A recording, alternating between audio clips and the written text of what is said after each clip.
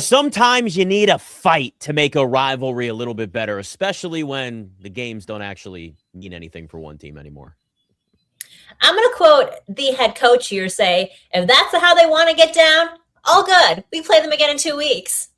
And I'm going to talk about the other coach, because when you've got a head coach on one sideline and a troll on the other, you're going to get a little bit dirty in these things. Hail to the Commanders. It's the Commanders Squad. Everything Washington Commanders every week. Covering all the big hits and game-changing plays from the heart of the nation's capital. The way only the Locked On Podcast Network can. Rally the burgundy and gold. The Commanders Squad Show starts now.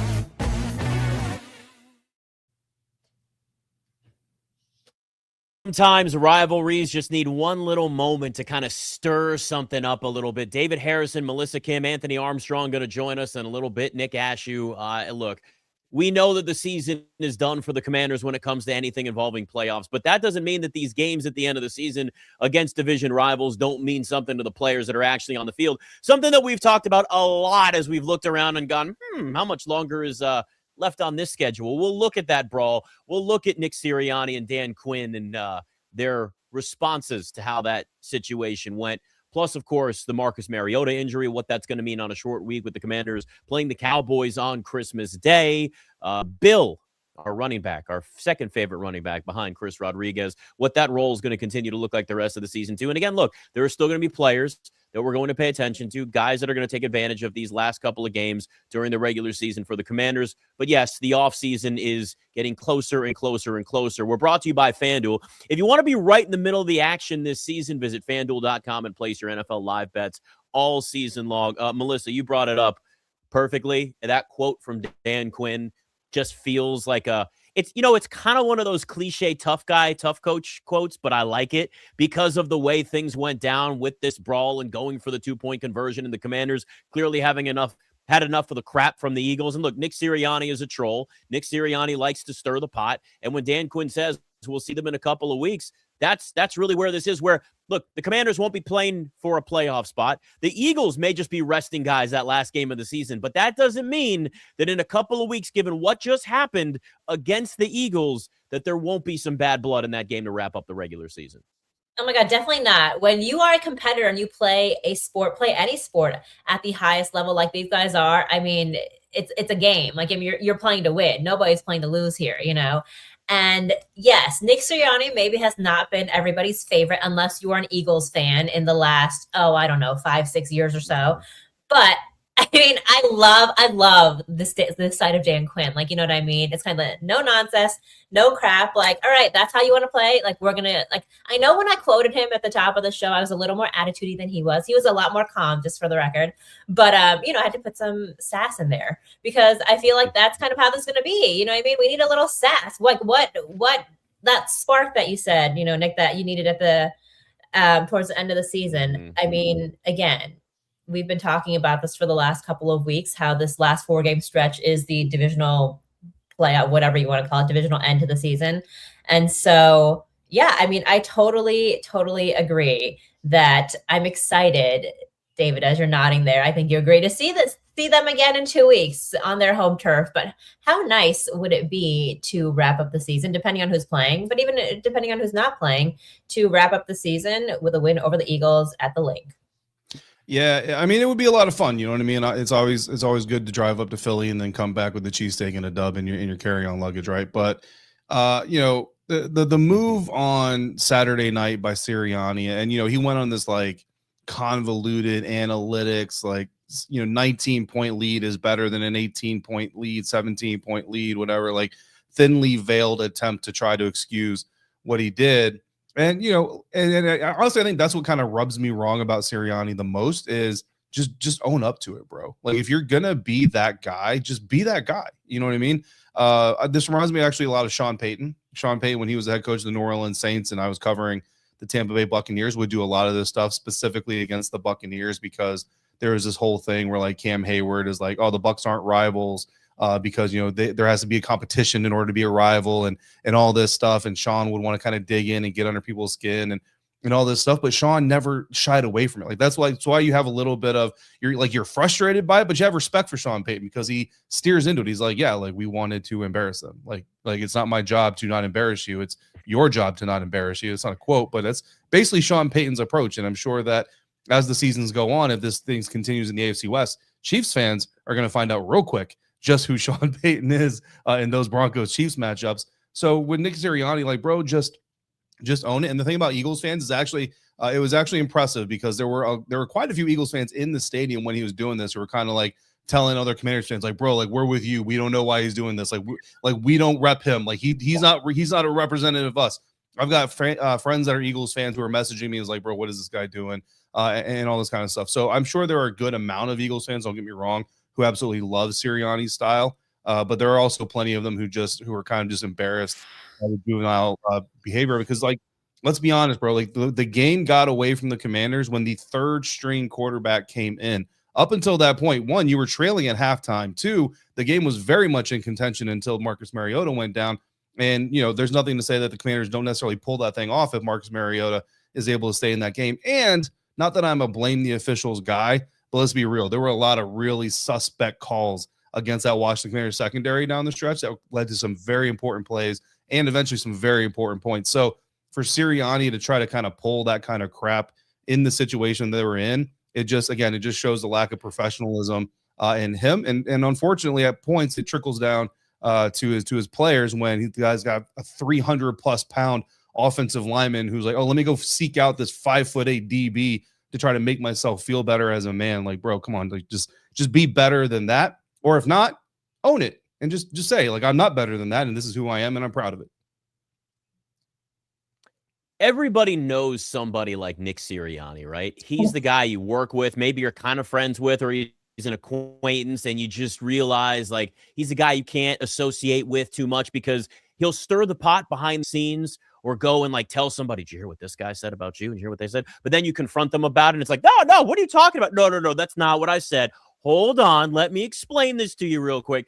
Nick Sirianni loves to stir the pot, but when you ask him about it, just like you brought up, he'll sit there and give you some convoluted answer and involve analytics or watering a flower and making it so it grows and whatever weird answer he's going to give you. The thing is it has worked, and the Eagles have had a lot of success under him, and that's kind of how he gets away with it. Like, it's really just that simple. When you win, people overlook so many of the other, whether it's quirks or negatives, or depending on how high you want to go with some of these real controversies, depending on who you're talking about, is like, that's Nick Sirianni. The thing is, do I hate that they went for 2 and that he clearly was trolling and clearly trying to twist the knife? And yeah, of course. But at the same time, like, we see this in football. We see it in sports where sometimes teams will run up the score because they don't like the team across from them, or it's a rival, or there's something that happened in the past. Dude, look at baseball. Baseball guys cry all the time because somebody threw the ball inside too much and the pitch too fast, or you swung on this and you're not such unwritten rules and blah, blah, blah. Like, there's so much of that crap in sports.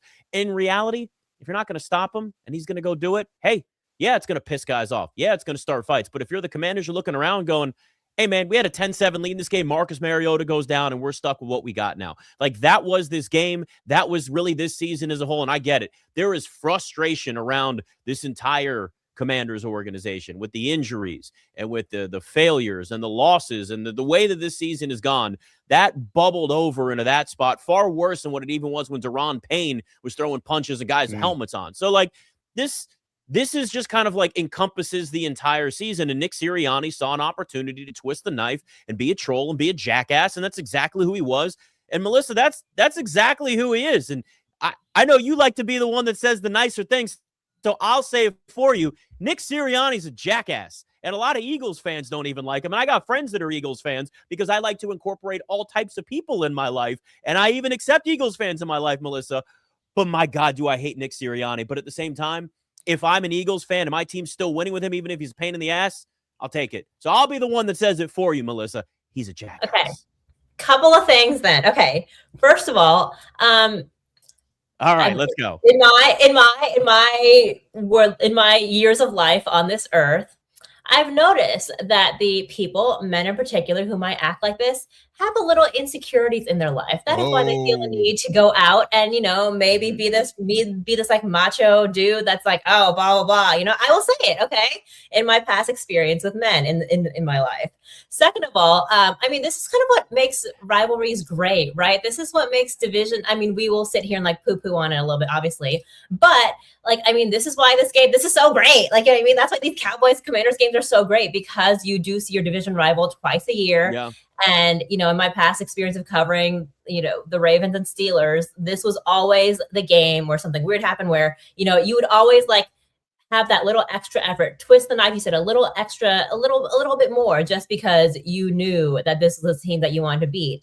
And kind of in the same vein that David had an example, I remember, so I also cover the Howard football team. And 4 years ago, something like that, they have been rivals with North Carolina Central. I know this is on a little bit of a lesser level, or smaller level, because it's college football. But there was 1 year where North Carolina Central dropped 50 on Howard, at their home, at Central's home turf. And then so the following year, I think Howard was up by a ton, more than 20 points. And because the head coach had remembered that 50 piece, he went for 2 specifically so that the final score would be 50 to whatever, to 25 or whatever it was. You know what I mean? So it does happen quite a bit, but I think it at the end of the day, big picture, it makes it fun for us, right? It makes it fun for us, those of us that are watching it, the media, the fans, all that. But I would like to circle back to my first statement. Usually people that feel like they have a lot to prove in that sense, little insecurities. That's all I'm saying. Next, David, you're up. Yeah, no, I have other things I could add to that. I think you wrapped that in a nice bow. Yeah, I think that was very well said. Look, to be clear, I have no problem. I actually would like to hear how far can we push the envelope here, David? How close can we go down this road? Hold on. How close can we take this here? No, Come on. No, I'm not doing it. I'm not doing all right, fine. But to be clear, I have no issue with Nick Sirianni going for 2.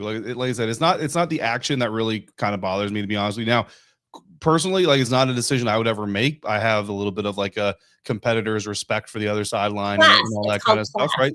But yeah, you can call it class and call it whatever you want. But but like I said, my issue with Sirianni is just be who you're going to be. If that's who you are, fine, but be it and own it. He's basically Greg Schiano, but he wins, right? Because you mentioned, Nick, the reason he gets away with it and people put up with this because he wins. Well, Greg Schiano had some very similar type of mentalities and things like that, although Schiano was more of a disciplinarian while Sirianni is more of a frat boy with an attitude type of deal. But people didn't put up with Schiano because he was a loser in the National Football League, so he went back to college where some of these kids don't have a choice, although Greg, they are starting to have choices, so you might have to adjust your style either way. Anyway, that's a Rutgers problem. So that's my big thing. But remember, Nick Sirianni is also the guy who, knowing he was about to walk into a press conference where people were asking for his head, people were asking for him to get fired, and he was about to get asked a whole lot of tough questions, brought his children into the press conference with him, and then had the audacity to say, "Oh, well, what are you talking about? I wasn't trying to duck anything. My kids wanted to come with dad to the press conference. I thought it would be a cute moment. Everybody would have fun with it, bro." Again, it's not the decision. It's the being fake about the decision that I have a problem with. And you know what? We're here, and that leads me to the next point. I heard what Dan Quinn said, and like you said, Melissa, he was more stoic about it, but it's hey, if that's how they want to get down, that's how they want to get down. That's fine. We see him again in 2 weeks. What I hope doesn't happen, and this also happens in sports, and certainly it's Dan's decision to make if and when the time comes. But what I hope doesn't happen is that Dan then in turn tries to pile it on in week 18. If, first of all, you have to have the lead first, right? But if the opportunity comes to pile it on the Eagles in any way, shape, or form, I actually hope he doesn't do that. I hope what we'll see them in 2 weeks means is we're going to beat you in week 18, no matter what the stakes are. And you can go home and be like, oh, it doesn't matter. We're going to the playoffs. You're going home. Fine. But we're going to beat you, and then we're going to do it the professional way. We're not going to pile on because we're professionals, and this is how professionals are supposed to behave. So I hope what Dan means by that is we'll show them how to win with class, like you said, Melissa, in week 18, not since you're a troll, I'm going to then be a troll. Because and this is just a me personal thing, because I just don't like seeing good people lower themselves, deface themselves in order to try to match the energy of someone who's honestly lower than you. And when it comes to the context, and I also want to make sure we don't cross the line. I don't know Nick as a human being, father, husband, you know what I mean? So I'm not trying to cross that border, but just in this context of conversation, Nick is a type of coach that, in my opinion, is beneath the quality of coach that Dan Quinn is. Does it mean the same though? Like, let's say the Commanders just blow the Eagles out week 8 or week 18, but Eagles don't have their starters out there. Like, it doesn't mean the same. That's I think that's the only thing, and that's kind of what I'm worried about a little bit in that sense, is where some of the fire is taken out of that matchup if the Eagles just don't have a bunch of starters out there. But I'm with you. I forgot about the whole kid at the press conference thing, and like, it's manipulation. I mean, that's really what it is. And then it's denying that the manipulation's there, thinking that people are too dumb to see exactly what you're doing. And, people like that are annoying, and sometimes they're dangerous, but like, this isn't like that. I think we're talking football here and football coach, but like, you do see people that are far beyond that. But yeah, listen, I mean, that's who Nick Sirianni is as a head coach. And you're right. You don't know him as a father, like, fine, but I know what he is as a coach. And it also has worked though. And I think that's like the word. And listen, if we're thinking bigger picture, looking at where the Eagles are now, I mean, this is the first team now to win the division back-to-back years. And we've talked about this. It's been 2 decades since we've had this. And the reality here with the Eagles, there's always going to be controversy because you're in Philadelphia, and the Eagles fans are, I don't know if anybody knows this, they're demanding. They're very demanding up in Philadelphia.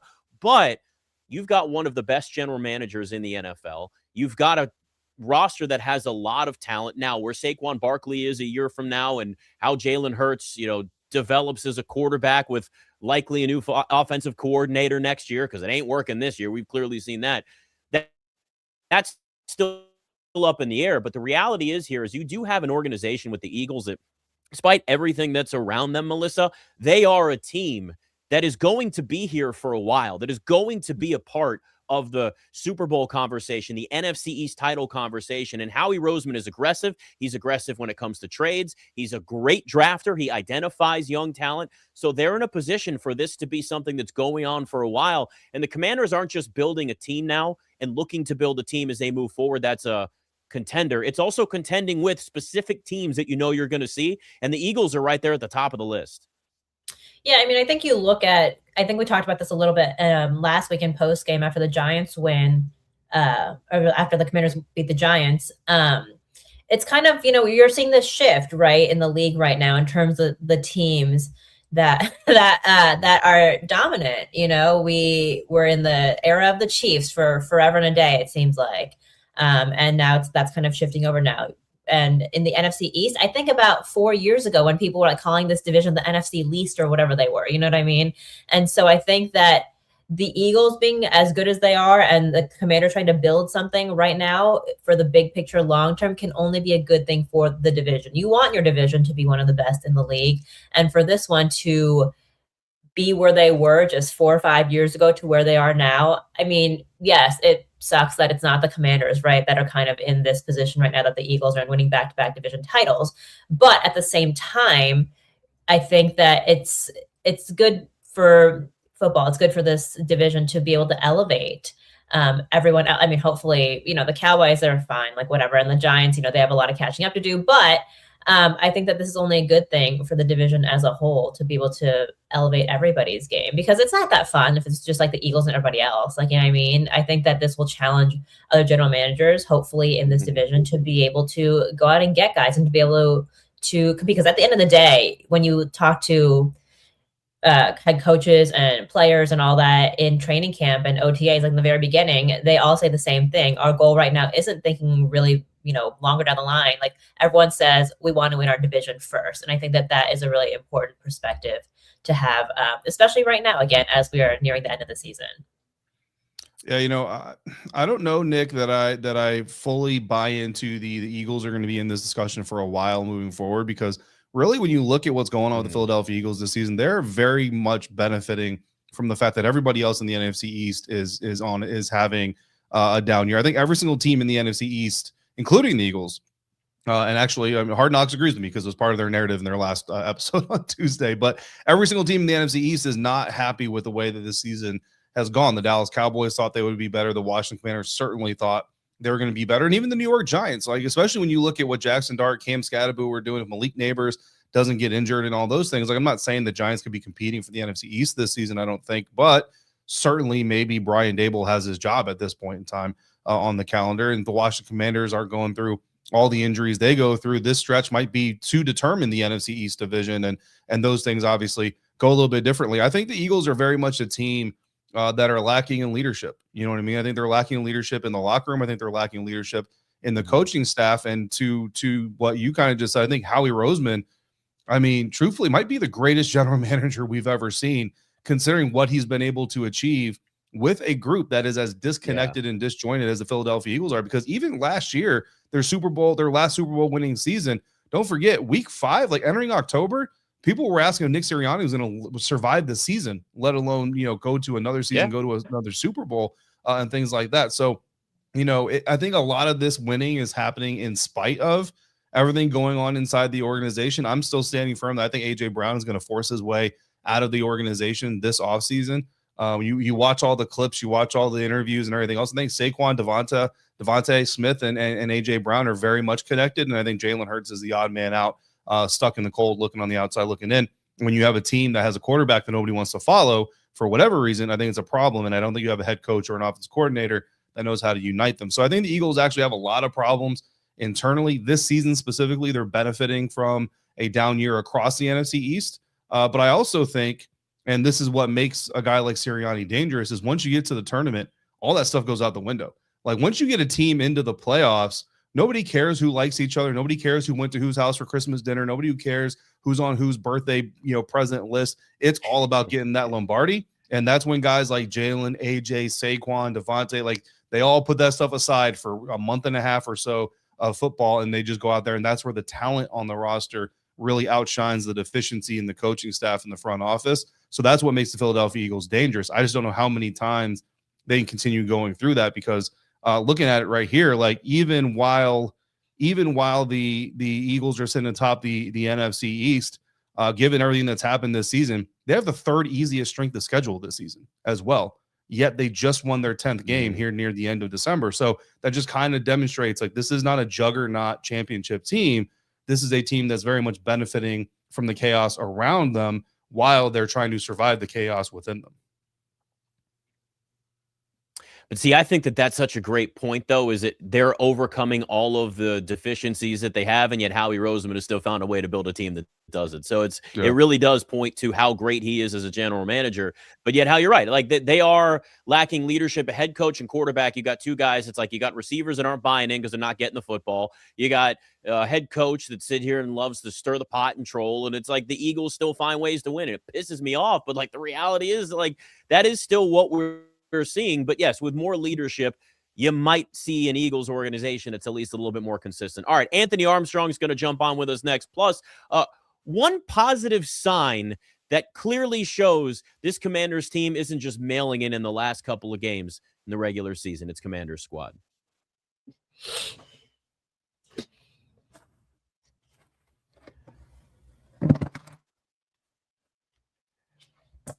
All right, car shopping should feel exciting, not confusing. And with CarGurus, you get the confidence you deserve. They cut through all the noise so you can actually see the best deals on the cars that you want. Because when it comes to a big purchase, you deserve the best deal. And CarGurus makes that whole process simple by giving you real information, real deal ratings, and more listings than anyone else, so you can shop the deal that you want. You can use CarGurus deal ratings to compare cars quickly without having to guess whether the price is actually fair. You're going to love to actually be able to filter through everything too, like mileage and the trim and the features. And you're not just seeing actual cars that are just popped in there. It's like what you want, which don't we all want that? Everything's on demand now. That's exactly what you want. You got verified dealerships. They have upfront pricing, which is nice as opposed to them adding stuff that's actually later.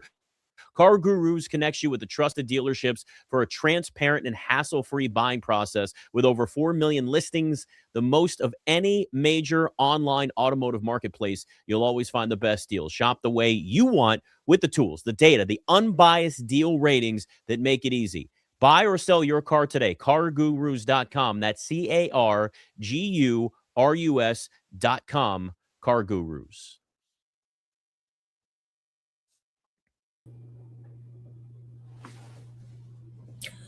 All right, Anthony Armstrong jumps on with us now with boxing gloves on. If you're watching us on YouTube, there's a lot going on here. I guess you were ready to actually get out there on the field and start swinging. Yeah, right. I was ready. I ripped my headphones off. I'm so ready, Nick.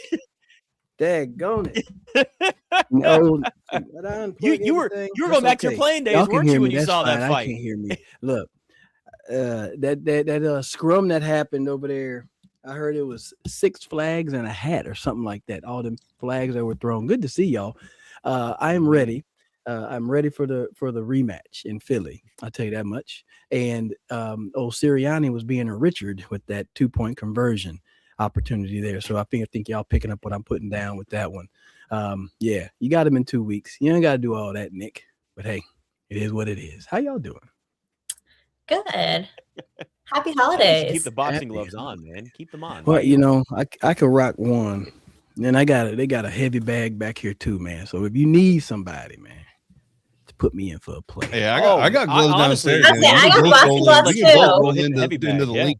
You got some boxing gloves too? Yeah, I box too, man. You ready? Let's go. I will back you up. I will be a close second behind you. Let's do it, man. I thought the time I was in Philly, my first game in Philly, on the sign, it said, wear your helmet entering and exiting the field, because fans have been known to throw things.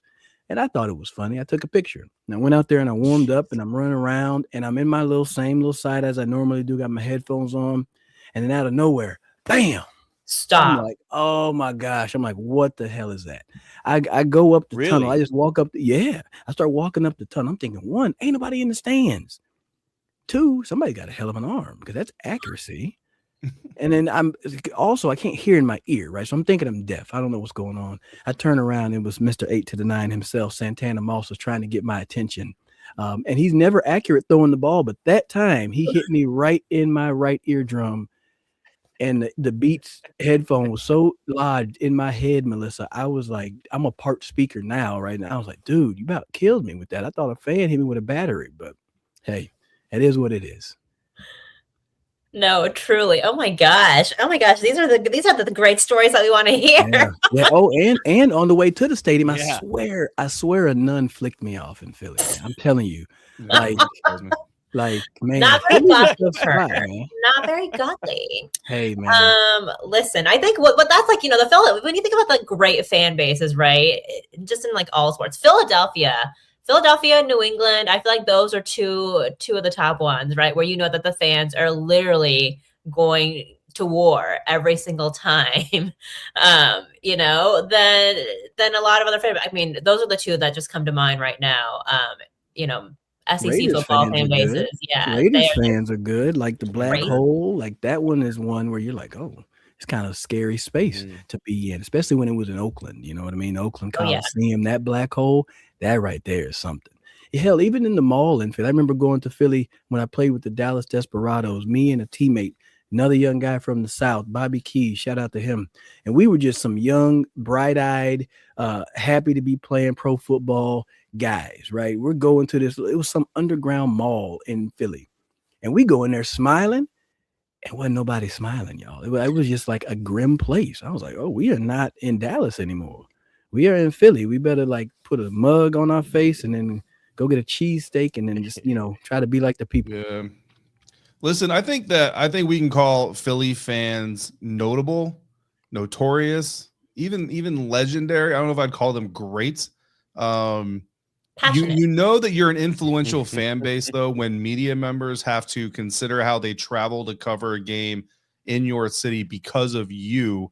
So a couple of quick anecdotes to kind of demonstrate that. Last year, I almost got into a fight with a Philly fan, with an Eagles fan, entering the parking lot to park ahead of the game because he decided, well, I'm an Eagles fan, so I'm just going to walk in the middle of the road towards this guy in this big car.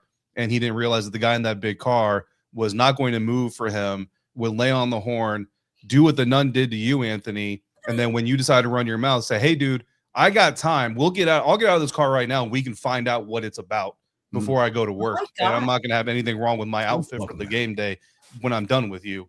And he decided smartly to walk away and go cheer on the Eagles, who unfortunately did win that game.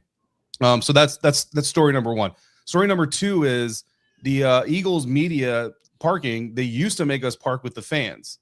Now they have us park with the fans-ish, but they have a gate that blocks off where the media parks versus where the fans park. So it's at least a little bit separated, and there's a guard that's posted out there. And until they made that separation, guys, I literally was nervous driving my Virginia-plated car to cover those games. because I was like, man, like a dumb Eagles fan, and not all Eagles fans are dumb, but a dumb Eagles fan is going to see my Virginia plated car and be like, this guy must be a Skins fan. Let's do something to this guy's car because of just that simple fact. I actually considered at one point buying an Eagles hat just for these games and like putting it in my dash when I go into the stadium. Just put it in my dashboard so that when you see my Virginia plated car, you're like, oh, look, an Eagles fan for Virginia drove up for the game. We like this guy. But fortunately, before I had to spend any money on anything Eagles related, the good folks there at the link decided to say, hey, maybe let's separate the media vehicles from the fan vehicles because we know who our people are. So, yeah, I don't know about great fan bases. Pats fans are amazing. I mean, like the nicest fans ever. Like even like they'll be beating your team like 35-7. You get that garbage time touchdown. They look at like, hey, pat you on the back. Good job to your guy, buddy. I hope he was on your fantasy team too. I hope that really helped you out.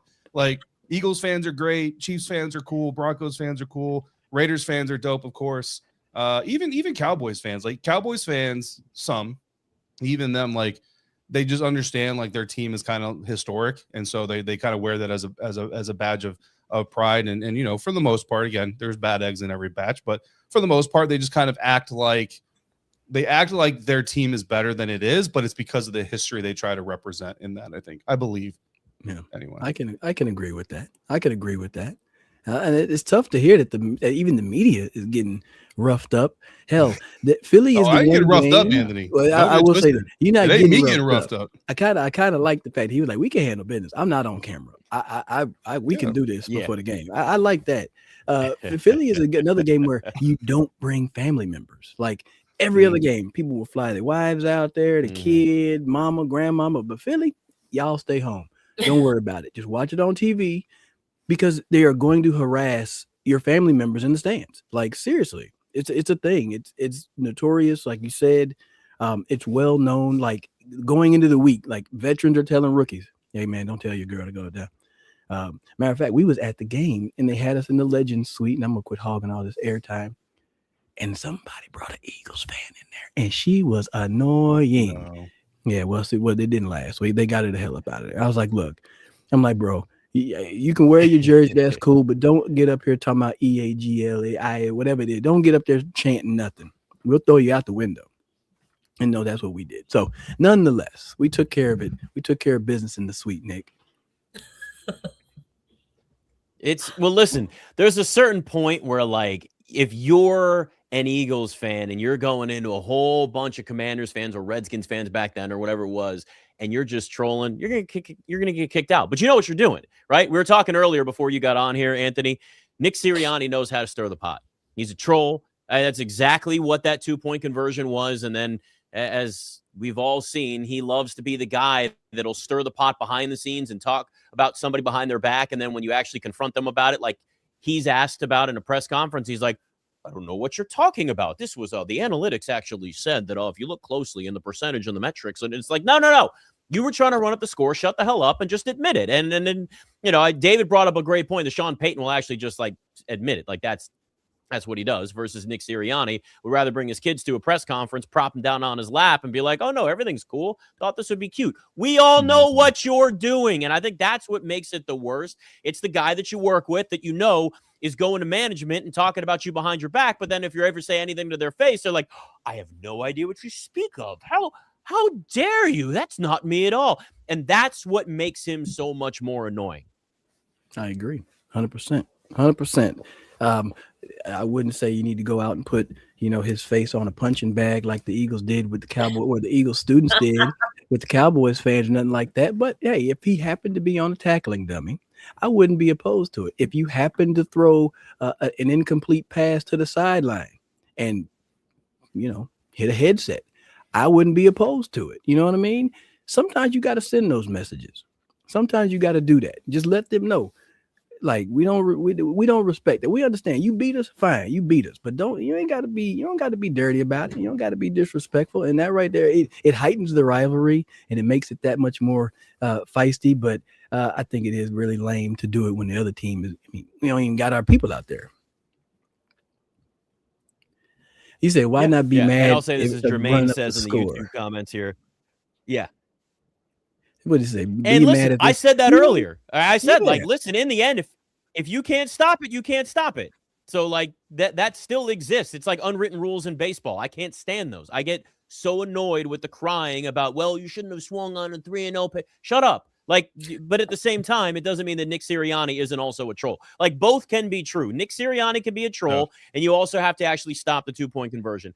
I want to say this, though, because there is, with all of this that went on in this game, and clearly the brawl and all that stuff became the highlight of this once Marcus Mariota got hurt. They had a 10-7 lead, and everything fell apart at that point. The one thing I will say, though, we've talked about it a lot on this show, was the season's gone to this point. They're sitting at 4-11, but the guys that are out there on the field, they may not be good enough, but they still care. And we've seen that fight, Anthony, and we've seen from a lot of different guys that they care about winning. They don't have the firepower to beat a team like the Eagles or anybody else at this point. We know the injuries. 13 starters missed at least one game this year. 9 have missed at least 7. That was 8 more than last season. We know the injury narrative. We know all the things they've gone through, but it still does feel like when I watch guys out there on the field, it's less about heart and it's less about caring, and it's more about just like the skill set just doesn't match up. The talent just doesn't seem to match up.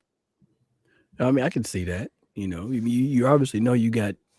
I'm not even sure where Antonio Hamilton started the season at, but then he's D'ing up by having to go cover AJ Brown. Like, that's just a mismatch all day. Like, you expect AJ Brown to win the majority of those matchups. I have this weird metric, and I don't have any stats behind it, but I feel like the great players, they generally can maybe trade off, but the best are going to beat the worst people in the league more times than not. And then there's a point in there where it kind of gets to be about average, but you're undermanned, right? And that kind of coming in, but you don't tell everybody, hey guys, we're not as good as they are. You don't say that, but people realize. But just like it's your opportunity to go out there and try to make a name for yourself. And they're trying to put good tape together, like I've said before. And the effort. That's why I was lauding them after the game. I was like, I got the effort that I was looking for. Everything was good. 10-7 was great.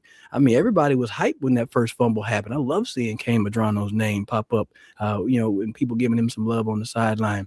Just ran out of juice. We just ran out of juice. It was Jimmy's versus Joe's, Melissa, and we didn't have enough Jimmy's versus their Joe's. Yeah, no, and again, I was hopeful at halftime. I was still hopeful at halftime. I was like, oh, like I see this now. Okay. But you're right. Cause like you kind of see in the second half, usually like that's where that's where it happens. I mean, you see the guys that are generally the starters, like on the Eagles, those guys are generally a lot more successful. The longevity of it, defense is getting tired, the strength and condition that goes into it, just the athleticism, the talent. I think that's when usually it starts to unravel. And yeah, it does suck. Like, Antonio Hamilton Sr. did start off the season, I think, on the P. He's been on and off the P squad. I actually talked to him in the locker room this past week because, he is out there giving effort at least, though. I asked DQ about that this week, and he was like, you want to talk about like elite, like 1% effort, like Antonio Hamilton Sr. is there. So, yeah, it is at the end of the day, blocking elite or stopping elite guys like Saquon, trying to get Jalen Hurts, one of the best quarterbacks in the league. I think that at the end of the day, like when you look at personnel strictly on that, like there was that one play where they blitzed and like completely got beat. I was just like, oh gosh, this is like, a couple weeks ago when I asked DQ about that. And he was like, yeah, the decision to blitz or play cover 0 is contingent upon the personnel. And, maybe he was trying to kind of rile it up, be like, hey, we're still going to be aggressive no matter what on defense. But you could just tell that you could tell why some guys are 1s and why some guys are 2s and 3s in that sense. And it sucks. Like, it sucks when it's your team that you're watching in that sense. But it's just kind of the reality of the situation right now, I think, David.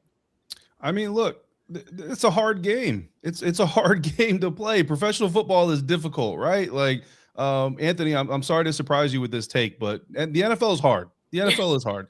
I say this whenever a fan comes to me and is like, this guy sucks. Like Nick Ashew, that third string corner, man, he sucks. They need to cut him. I'm like, okay, here's what you need to do. You need to come to training. I hate him. He's the worst.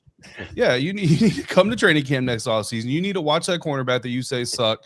You need to just watch him the entire practice. Watch him go through his warm-up. Watch him go through his individuals. Watch him go through his positions. Watch him go through the 7-on-7s, the 11-on-11s, whatever it is. And all the while, I want you to understand that if you were to do even his warm-up, you would probably need an ambulance. First of all.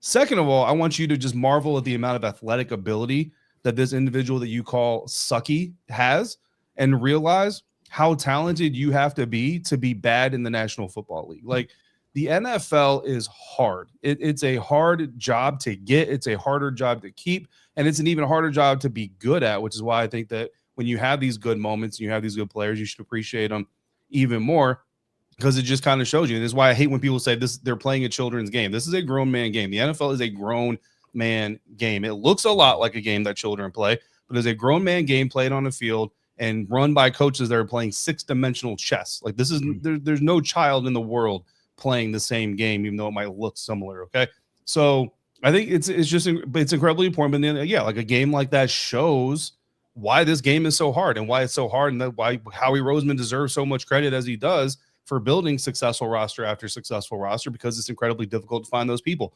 The thing that I hate the most about this game, guys, 29-18 is the final score.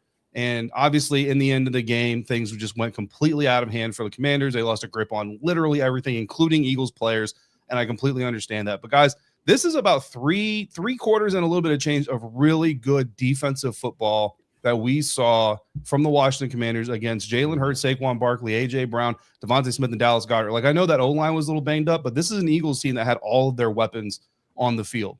And this Commanders defense that has been woefully painful to watch all season long did a really good job. Marcus Mariota finishes 50% completion rate for the second straight week, less than 100 yards passing, no touchdowns. Josh Johnson, less than 50% completion rate, 43 yards passing, and that terrible, terrible pick, which you can't put that kind of a decision, Anthony, I think you agree, on the offensive coordinator, because there's no coordinator in the world saying, hey, dude, when you're scrambling to your left and we're trailing by however many points, throw off balance, off your back foot, and across the entire field, because that's a really smart decision. So I don't put that on Cliff, but I do have to question and continue to question.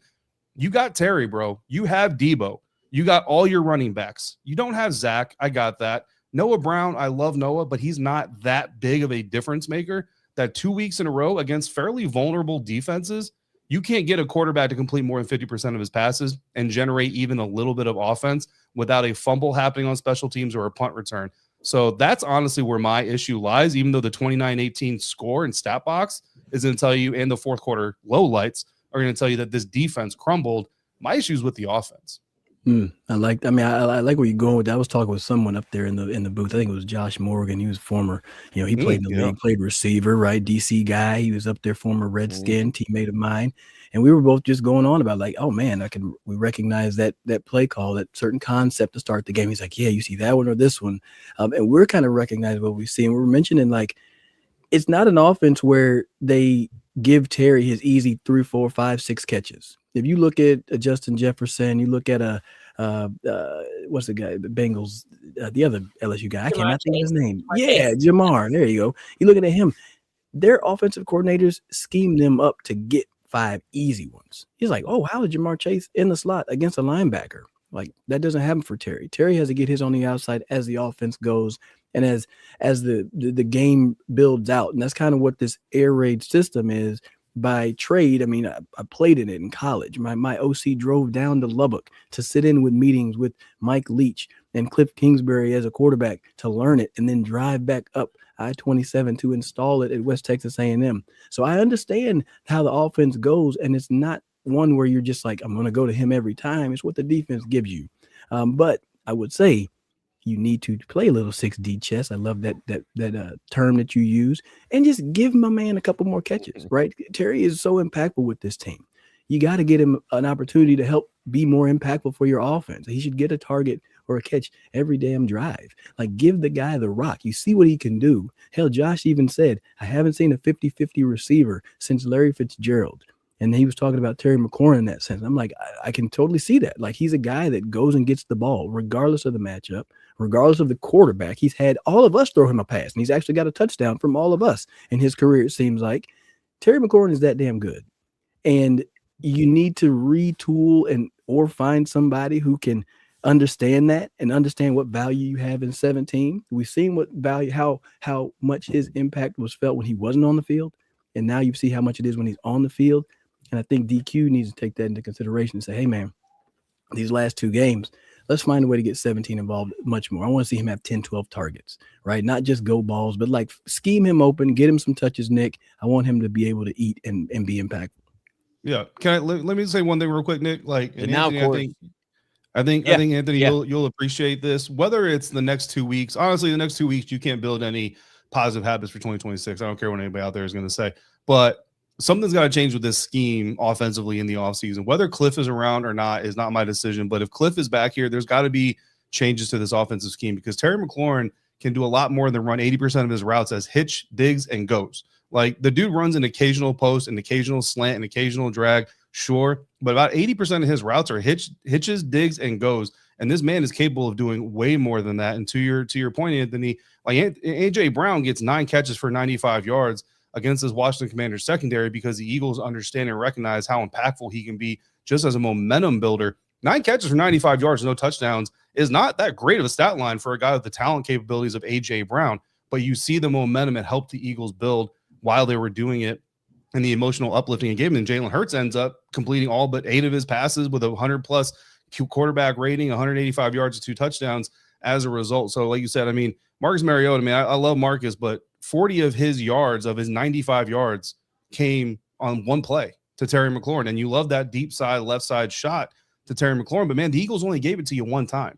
So when they're not giving you that opportunity, where are you manufacturing offense? Because that tells you that Marcus Mariota went 6 for 13 for 55 yards for the rest of the time he was in that game. That's terrible. That's terrible when you got McLaurin, Samuel, even Traylon Burks, who's shown a few things here and there. And yeah, the tight end situation is what it is. So I'm not going to harp too much on that. But if you got McLaurin and Samuel on the field alone, you should be able to generate at least 100 yards passing just because of the things those two receivers can do by themselves each half of the game, let alone for the entirety of the game. Well, now the question becomes, who's going to get 17 the ball? Is it 8? Or is it going to be number 14 the last couple of games of the regular season? Look at that injury next at quarterback. It's Commander's squad.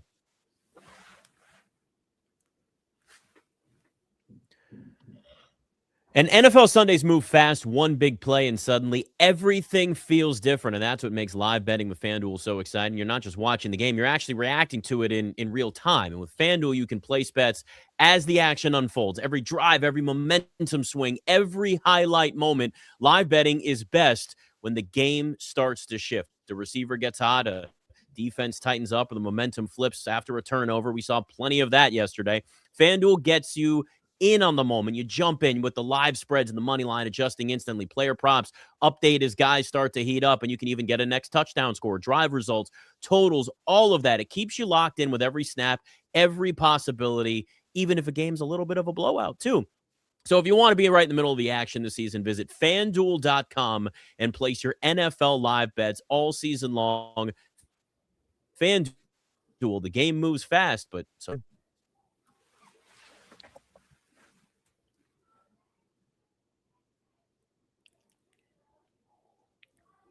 sometimes the transitions don't like to move fast. We'll just acknowledge the fact that the technology is what it is. Look, Marcus Mariota, as David pointed out, the completion percentage the last couple of weeks has been a struggle. He's still a backup quarterback in the NFL. You know that there is going to be a lower ceiling overall. But, you know, when we look at these last 2 games of the regular season, the obvious question now becomes, it's not Jaden Daniels' status, it becomes Marcus Mariota's status, at least for the short term. And if it is Josh Johnson, here's the one thing I will say, Melissa.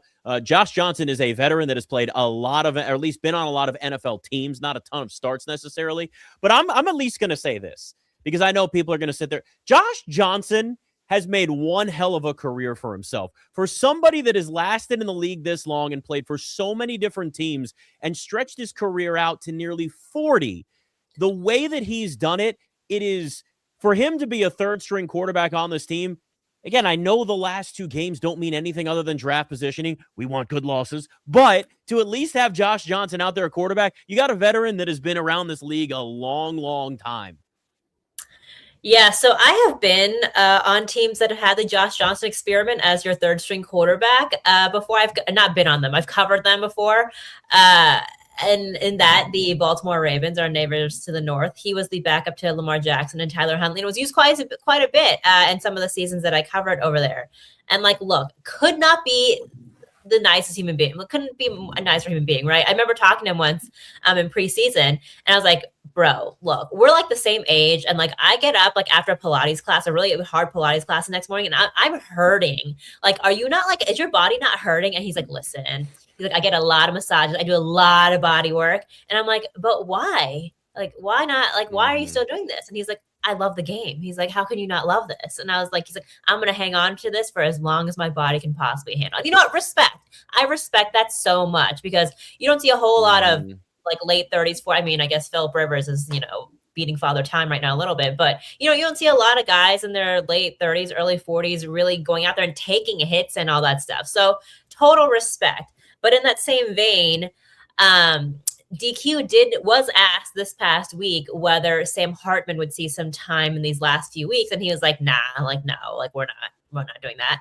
But you know what? I think that he might have to reconsider that now, because listen, if Marcus Mariota is a little banged up and all that, and you can't have one quarterback, like, you know, one healthy quarterback going into a game.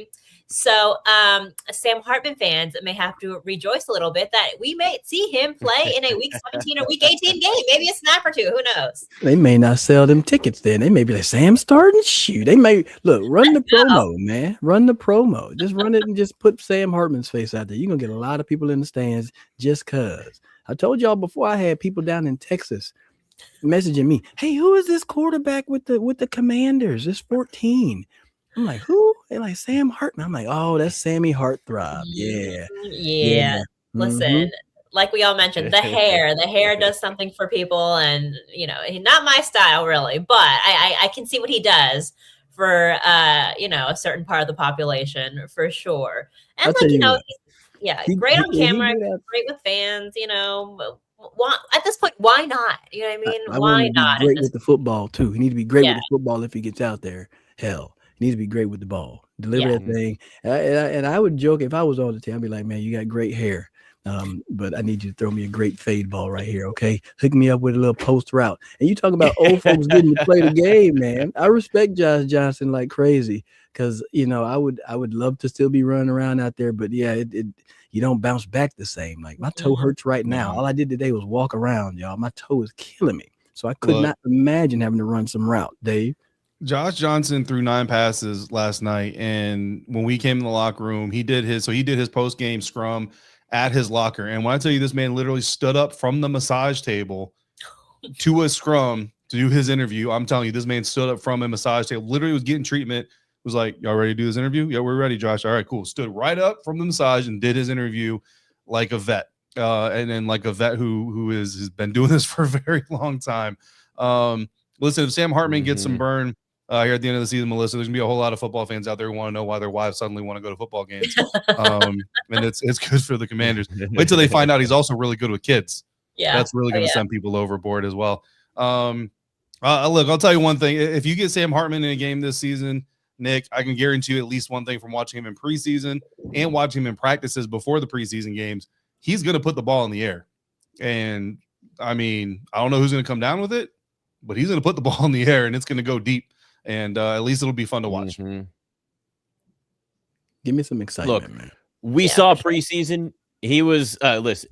At this point in the season, right? There's no risk. It's all reward for this team. Whoever you put out there, see what you got. I would have no problems with them doing. Like, you know who Josh Johnson is, but you could bring Josh Johnson back next year. What? 39, 40. Is he 39 yet? He's almost 40 at least. So I mean, you bring him back as a third stringer. You know what you're going to get from Josh Johnson. Give Sam Hartman an opportunity. Give anybody an opportunity. I know you don't want to come back, Anthony, but I'd love to see you run a few routes for this team. We've been talking about it all year. I mean, why not? I've been working out, at this point, it doesn't really matter anymore. It's about evaluation, and hell, let's at least just make these games watchable. And that's what this has come down to, where Sam Hartman is probably not going to be an NFL quarterback, at least from what we've seen in the preseason games that he's been out there. It doesn't guarantee everything, but at least give the guy a shot. Give him a half. I mean, I keep saying it, treat these last couple of games like their preseason games. But you're going to see more NFL starters out there, and it really gives you an opportunity to give some of these guys a chance. But yeah, I mean, there's also the narrative besides that where like people are excited because it's Sam Hartman, and his hair is great, by the way. I mean, it's just to get it to just be so shiny. It's like a shampoo commercial. You just look and you go, man, like it's how you want. It's like the after picture for a shampoo commercial, Melissa. And I know the capris may not be a thing, but like there's some style. There's a lot of style nowadays. And I'll be honest with you, I see a lot of people in their 20s wearing. I see like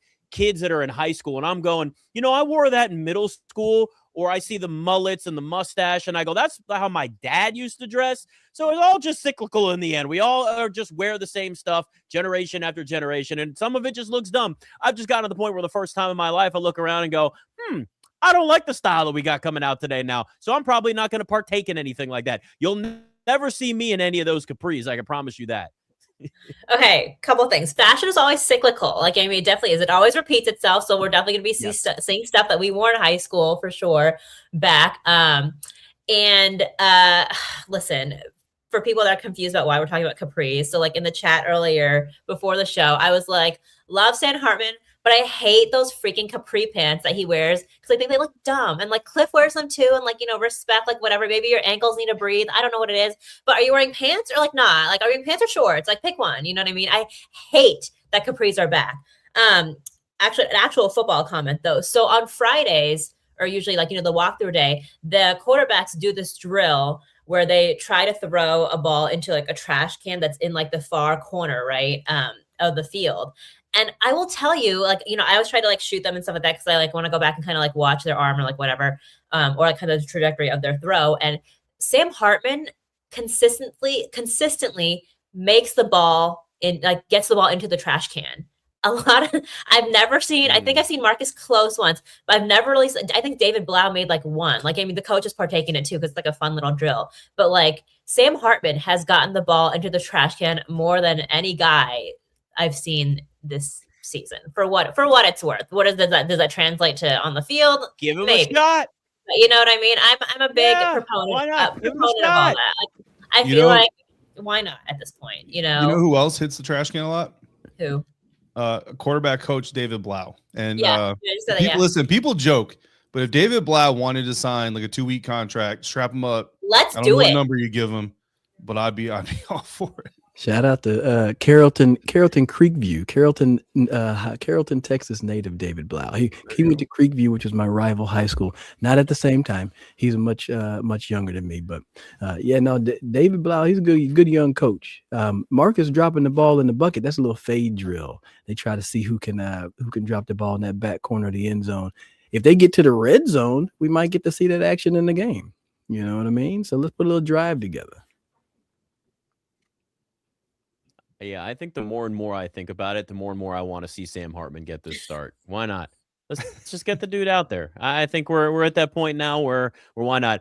Before we go, I saw something in the comments here. I'd have to scroll way up to see what is in their YouTube comments, but somebody brought up the fact that it feels like the Eagles are more of a rival to the Commanders and the Cowboys at this point. Mm-hmm. I mean, I think given the recent history and, last season was obviously very different for the Commanders, and you go to an NFC championship game, you lose to the Eagles, but that's a meaningful game, even with the ass whooping they got. But the regular season games certainly mattered more and are much more competitive.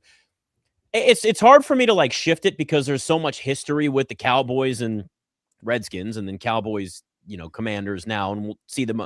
It's Christmas Day game that doesn't really mean anything when it comes to playoffs, but there's still that level of rivalry.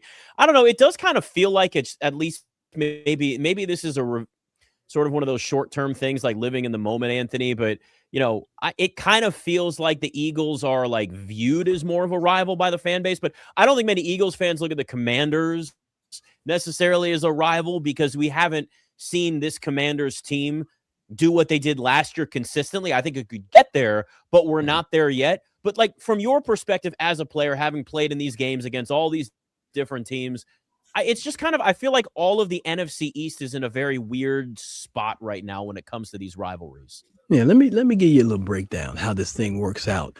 I was getting on an airplane, and it was myself. I think one of the person that was working for Southwest had a Cowboys hat on, and then a Giants fan was there.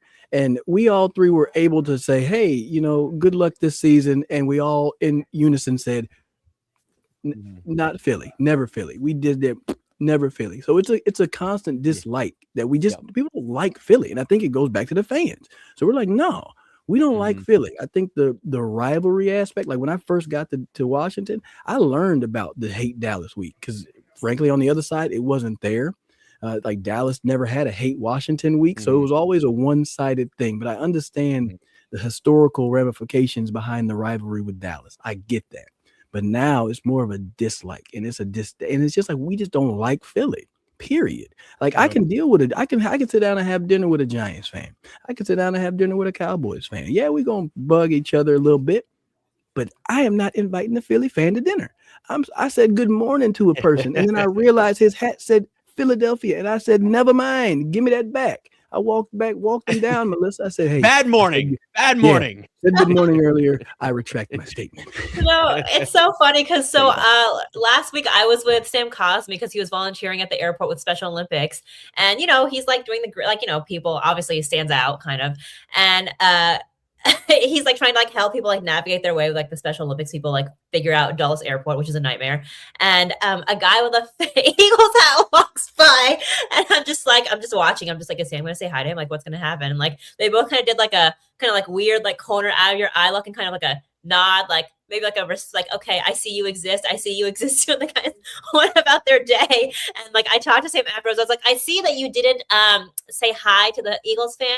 He's like, not this week, any other week, just not this week, and not in week 18. He's like, maybe I'll say hi to him like next week, but definitely not this week or the weekend in week 18. So it's very real. It's very, very real. Everybody knows. Yeah, I mean, I think the Cowboys rivalry is historic. It's classic. You know what I mean? And it's a love-hate relationship. Like, I think both fan bases understand that when both teams are good and can battle it out, it's better for everybody. It's like Ohio State and Michigan. Like, it's fun watching Ohio State put 50 on a Michigan team that only scores 3, but really you want to see that down to the wire, end of game situation, close it out. Like, those are the best parts of that rivalry. Philly is just annoying, man. Like, outside of the Liberty Bell, pretty much everything about Philadelphia is just annoying. Like, the city layout is annoying. The best thing you've ever done for culinary art is taking meat that nobody would eat by itself, pour cheese on it, throw it on a roll, and say, boom, we got food. Like, Philly's just annoying. And I love a good cheesesteak, but it's about the most basic of food contributions to the world that you can get. So, that's really what it boils down to. Plus, who throws batteries at people? Like, come on, bro. And who throws snowballs at Santa Claus? Like, come on, man. Y'all are always on the You'll never be able to live that down ever. No, not at all. Always. Forever. And if you're not one of those Eagles fans, come get your people. Come get your people because they're making you look bad. Facts. Big facts. I know like one or two nice Eagles fans, and it throws me off. I'm just like, why are you being so nice about this? All of this right now. This makes no sense. You're not supposed to do that. I will say this, though. The next matchup, obviously, with the Cowboys, Texas has contributed some very good food to our culture. So maybe the cheesesteak doesn't go to the top of the list, but Texas barbecue absolutely goes to the very top of that. And New York, yeah. Listen, certainly even some Jersey. of that that's there. I got some really good we are looking ahead. Food pod now. I know people from New York that say Connecticut pizza is better than New York pizza. So that's Connecticut pizza is on point right there. Also, the Jersey cheesesteak, underrated. Yeah. I haven't had lunch yet. We should just do an entire food. We'll do an entire food show. I haven't eaten yet. I know. I'm hungry too. I ate way too many cookies over the weekend. I don't usually eat that kind of food, so I've been starving myself. So yeah, I'm getting that point. So we will stop it there. Cowboys coming up on Christmas Day with the Commanders. We will be back Wednesday to look ahead for that, and of course following that game as well through all of the holidays and all of the schedules. We are back together on Wednesday. Make sure you like, subscribe to everything Commanders Squad on all of the different platforms, and give us a follow on all the socials as well. This is Commanders Squad.